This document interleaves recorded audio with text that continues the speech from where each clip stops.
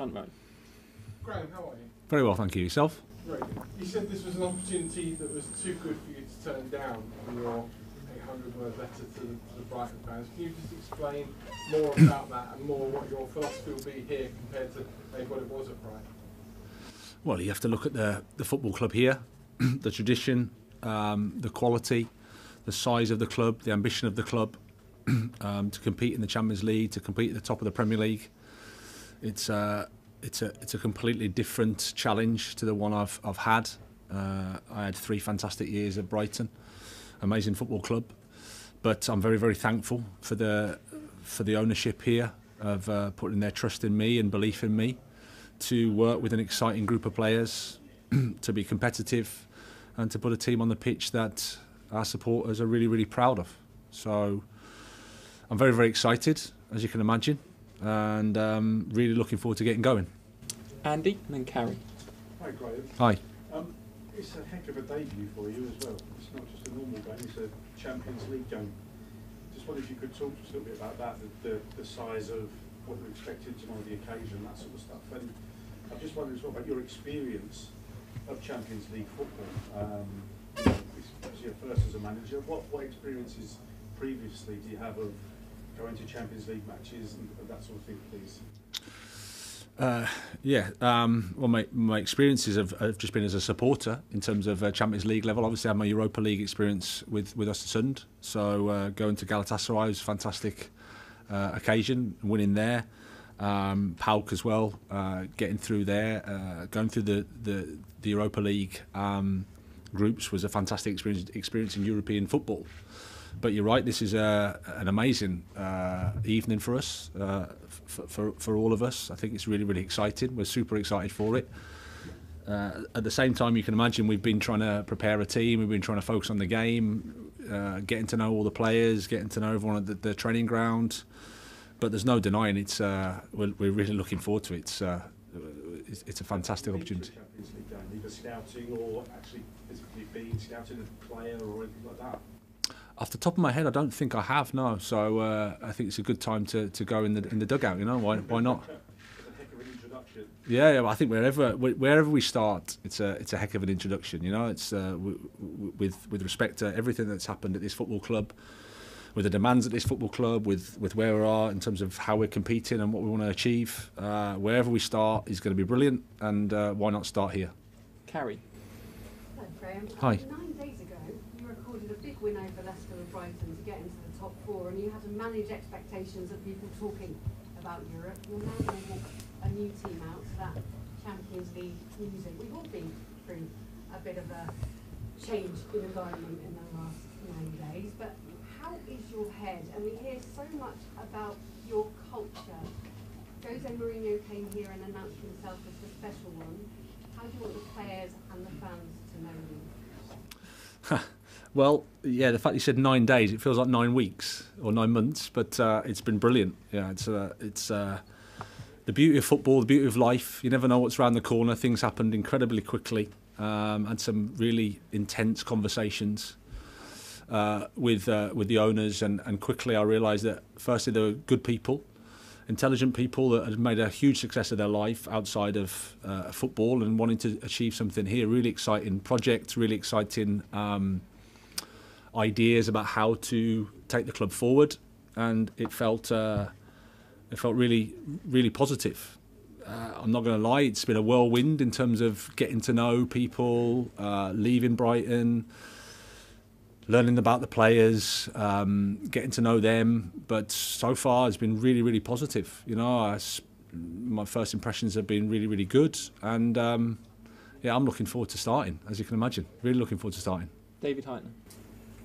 Graham, are there risks attached to you in this career move? Risks? Well, if we walk out the road over there's a risk. You know, that's what life is. I mean, no one knows what's going to happen in the future. I left England, I think, when I was 30 years old, and I went to a club that had sacked the manager every year for the last 5 years. Fourth tier in Swedish football, left a secure job, left my wife's business, and you know, for an opportunity. And 17 years later, after taking, I think, careful steps with my career, I've haven't just jumped at the first opportunity. I've tried to understand what was involved and whether it was the right time for me to take a next challenge. But I think that's what life is. You know, life's about going outside of your comfort zone. It's about taking responsibility. It's about believing that there's more to us than what sits here now. And like I said, I don't really see it as a risk in a negative way, but I think everything is a bit unknown, and that's the beauty of life. John Southall. Hi. How do you assess the squad you've taken on, and how have the players reacted to you since you've come in over the last 6 days? I think the response has been really positive, like I say. A really honest group, a really responsible group. They've been positive around the training ground. They want to achieve, they want to do well, and I'm absolutely happy with the team, happy with the squad. The group's got a lot of quality. And I'm looking forward to over the next few days and weeks getting to know them better and better. Is there a frustration that after this game you're not going to have another one until the beginning of October? You're not really going to get that chance, are you? No, but we know that that's just nothing I can do to control. That's part of the schedule. It's part of things that are above us. So it is what it is. I've always been that type. Just worry about the things that I can control, and the things I can control are trying to prepare the team as best we can and getting to work with the players as much as we can while we have them. Jamie Weir. Hi Graham. Hi. I can take you back to last Thursday, the 8th of September 2022 is a day a lot of people will never forget, and you in particular. Can you just describe the sort of conflicting emotions when you get a nice Chelsea manager, but then obviously that's overshadowed by the bigger news later that day? Yeah, it was one of those days where we'll, you know, in 20 years, 30, 40 years' time, we'll go, where were you when that happened? And that'll be easy for me to answer, that's for sure. A seismic day on loads of levels, because obviously I had the personal, exciting news of being here and everything that went with that. And, you know, without sounding silly, I was the main news, I guess. And then sadly, I didn't become the news at all. And, you know, the Queen, who's someone that's been in all of our lives, you know, passed away, and it was an incredible story. And then you start to think about your own life and your own memories. You know, my childhood memories of with my mum and dad, bless them. A lot of those are with, you know, Queen's Jubilee or some royal family event, a wedding. So you start to think about, wow, how constant she's been in all of our lives, and pretty quickly your thoughts are with the family. Nazar Kinsella. Hi Graham. Hi. You've been hired as the head coach, but I wanted to kind of learn more about what your role is overall. Do you see yourself getting involved in like discussions about a new sporting director coming in? How do you see the transfers? You've got Kyle McCauley as well behind the scenes. How does that work now with the setup now at Chelsea? Well, predominantly I've always thought that I'm a head coach. My job is to help the football club, and I've always taken that approach. I was lucky that I had an opportunity in Sweden to sort of build a football club. And what I got from that was that the club is always the most important thing. You know, we're just here to serve the club and do our best. And that's, they take the directive, and we want to try and help as best we can. Kyle is one of my members of staff who's been with me for 10 years. Really important in terms of recruitment. So a lot of the conversations that I think you need in terms of between ownership and the board can be had via him, because he knows me well and he knows how we want to play, and he knows the culture, he knows the environment. And as you'd imagine, those conversations often are time consuming. So he's really, really important for me. Not to say that I don't try and help the club in terms of making decisions around transfers, but my main job is to help the guys that are here, help the players that are here, and help them improve and put a team on the pitch that, like I said, our supporters are proud of. John Cross. Hi Graham. I was just going to ask you that it must be really important for you to connect with the supporters straight away. What can you kind of look to promise them? Sort of entertaining football. I guess what's your mission statement, basically? Yeah, I think I've always said the connection between the supporters and the team is the most important thing, you know. And obviously, I'm the head coach and a member of the team, and an important member of the team, but no more important than anybody else, I guess. But I'd love their support, and I think everything that I've heard so far is I have that, and it's amazing. I'm very, very thankful for it.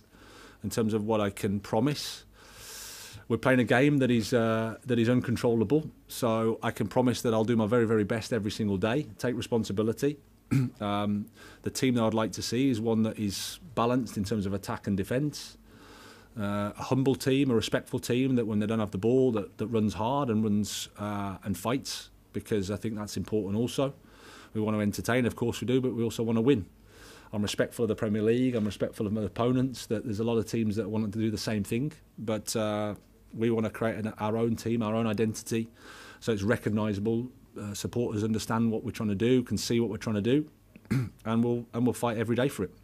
Nick Purewell. Hi, Graham. Hi. How are you fixed with injuries? A pretty prosaic question, I appreciate, but Eduard Mendy wasn't at training this morning when we were there. Will he miss the game? Yeah, he'll miss the game. So will NG. Apart from that, everybody's fine. Both of those guys are progressing well, but the game's come too soon. But apart from that, we've got a fully fit team. Is Mendy's injury a knee? Yeah. Is it tendon? Yeah. So it's responded well, but I think it's been bothering him for a bit. So he's just had to take some time to clear it up. Don't think it'll be too long, but at the moment he's not available. Tom, then Jason. Hi, Graham. Hi. Can you give us some insight into your decision-making process when you were first approached about taking this job, and maybe who you spoke to, family, and that sort of thing? Yeah, I mean, well, my immediate family, my wife and my children.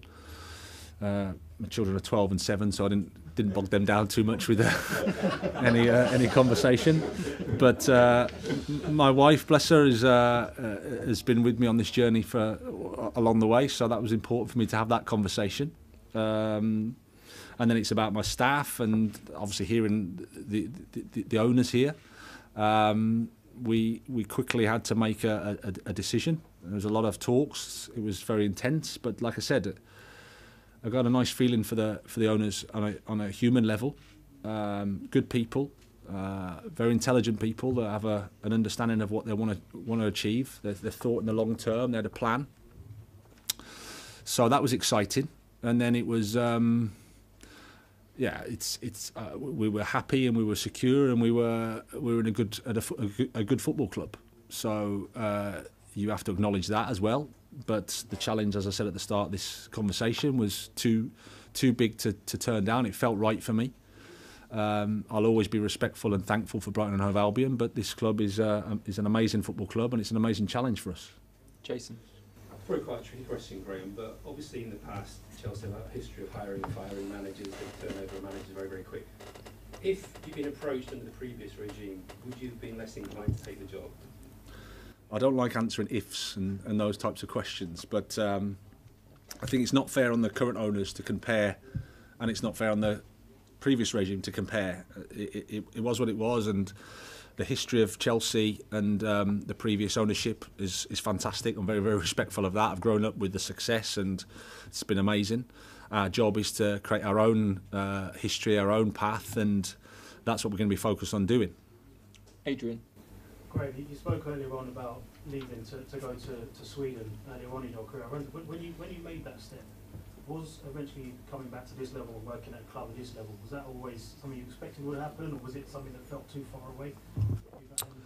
Well, when I left England to go to Sweden, I think I was working in the 9th tier of English football, and then I went to the 4th tier of Swedish football. So in terms of where I sit now, there's the bottom, and then there's like a load of levels, and then there's me.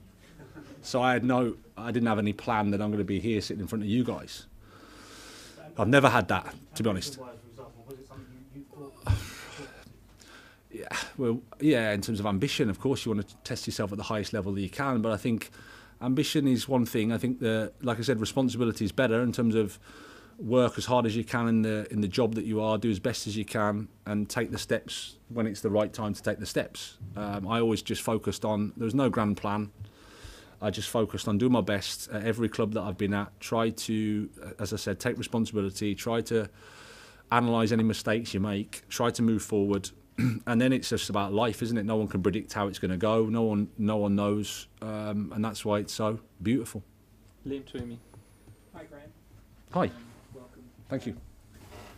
You've got a very deep squad here of established international players. You've also got some young players with first-team aspirations who signed for quite a lot of money. It's always been regarded as one of your strengths to be connecting with players and man management. So how do you approach that in this sort of situation? Well, it sounds strange, but I approach it as I've approached every job and every football club, with the greatest respect to every environment and every context. I know that this is a different environment, this is a different context, but we're still working with people, as far as I know. And then it's about understanding them, treating them with respect, getting to know them, trying to communicate as clearly as possible, and build relationships. You know, that's how it is. There's all sorts of narratives out there that top players are this, top players are that. Believe you me, in my experience, people are quite complicated. People have egos, people have different things that challenge, and that's the fascinating thing about this job. I think it's something I really enjoy. Okay, last two, Matt Dunn and then Adam Newson to finish. Hi, Graham. Hi. We've moaned in the past, well, mainly young English managers have moaned in the past that big clubs don't appoint young English managers, and certainly English players at Chelsea haven't always done as well as we perhaps hoped they might do. With the kernel of English players you've got here and your own experience, do you see a sort of philosophy change in that regard? And do you see yourself as a sort of a beacon or a pioneer for those talented English managers who now might get those chances? I just see myself as a coach, not necessarily an English coach. Is the first thing I would say, even though I'm tremendously grateful for my family and for my history and from everything that I've had to come to this point. I'm grateful for the 7 years I had in Sweden as well, which shaped me as a coach and a person. So I don't know. Like I said, I left here when I was 30. I'm now 47, and in those 17 years, I've, educated myself as well as I can. I've taken on the different levels and taken on steps to go forward. I think that's something that is positive. In coaching, no matter where you're from, you need to always take responsibility, always believe that you can be more than what you are now, and help the football club that you're working at as best as you can. If that's helpful to the other English coaches, because there are lots of really good English coaches, then great. But my responsibility is to me and my family. Last question, Adam Newson. Hi. You've been handed a 5-year contract, so it's clear the owners see this as a long-term investment. But from your perspective, what would you view success this season as? Well, all my thoughts are on tomorrow night. So that's the first thing. We need to compete here. That's how it is. We have to compete. And as I said earlier, I have respect for the Premier League. I have respect for the Champions League. I have respect for the competitions that we're in. But we're Chelsea. There's no guarantees. Resources alone isn't enough, as we know. It's about connecting with our supporters. It's about them recognising a team that we're trying to do. It's about working every day at Cobham. It's about getting that understanding of how we want to play football. But success is to see improvement and to be competing to win. Okay, we'll leave it there. Thank you, everybody. Thank you. Thank you, guys.